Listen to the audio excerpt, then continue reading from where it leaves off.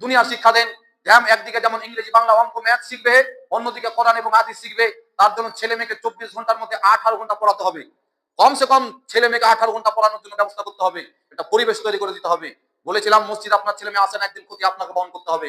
বলেছিলাম স্কুলে আপনার ছেলে মেয়ে আজকে যায় না, ক্ষতি আপনাকে একদিন বহন করতে হবে। আজ করতে হচ্ছে। আরো 5 বছর পরে বুঝবেন কত জ্বালা আমাদের। আরো 5 বছর বুঝবে। তবে আপনাকে আমি করজোড়ে নিবেদন করছি, ভবিষ্যতে যাতে বিপদে না পড়েন, ছেলে মেয়েকে শিক্ষিত করেন। আজকে সময় আছে এখনো। সম্মানীয় উপস্থিতি, তাই ধৈর্য কথাটা এমন নয় যে বিপদে পড়েছি তখন আপনি এই কথা বলবেন কি আর করবো, ধৈর্য ছাড়া কি উপায় আছে। এটা নাম ধৈর্য নয়। এটার নাম ধৈর্য নয় বাবজি, আপনি ভালো করে মনে রাখবেন। এটার নাম ধৈর্য নয়। হঠাৎ করে বিপদ এসেছে, কি বললাম আপনাকে, যেটা চিন্তা করেননি যে সমস্যাটা হতে পারে আপনার সামনে। আপনি এরকম বিপদের সম্মুখীন হতে পারেন, কিন্তু ওই ধরনের বিপদের সামনে আপনি ডাইরেক্ট হয়ে গেছেন। এখন আপনি কি করবেন? ধৈর্য ধরবেন। কি আল্লাহ যথেষ্ট এই ব্যাপারে বুঝেন, তিনি যা বুঝেন তাহাই হবে। তিনি নিশ্চয়ই নিশ্চয় আমার জন্য কিছু করেছেন। আল্লাহ, তুমি আমাকে ধৈর্য ধরার তৌফিক দাও এবং আমি তোমার কাছে সাহায্য চাচ্ছি, বিপদ থেকে তুমি আমাকে উদ্ধার করো। এটা আল্লাহর কাছে চাইতে হবে যে তুমি আমাকে তৌফিক দাও যাতে আমি বিপদ থেকে উদ্ধার হতে পারি। কিভাবে উদ্ধার হবো তা আমি জানি না, কিভাবে এই বিপদ থেকে বাঁচতে পারি তা আমি জানি না, তবে তুমি আমাকে বাঁচাও, কারণ তুমি আমাকে বাঁচাতে পারো, পৃথিবীর কেউ পারে না। মনে রাখবেন, বিপদে যখন পড়বেন, মহা বিপদে পড়বেন, সমস্যায় পড়বেন, সঙ্গে সঙ্গে 2 রাকাত নামাজে দাঁড়িয়ে যাবেন।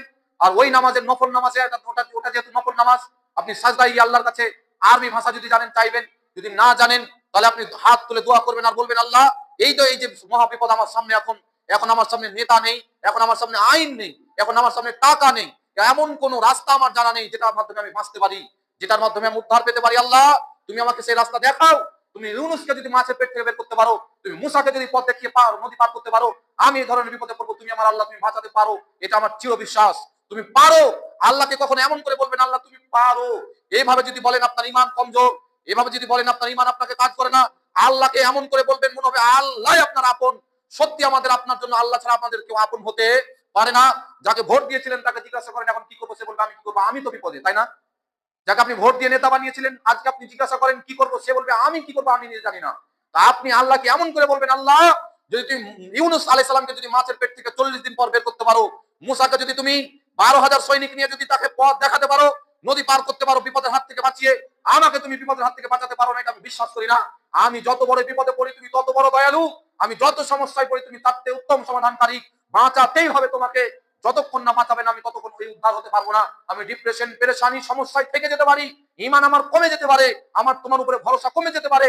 আমাকে দেখে যেন আরো শত শত মানুষ তোমার উপরে ঈমান আনতে পারে। আমাকে তুমি বাঁচাও, বাঁচাতেই হবে, কারণ তুমি বাঁচাতে পারো, কেউ পারে না।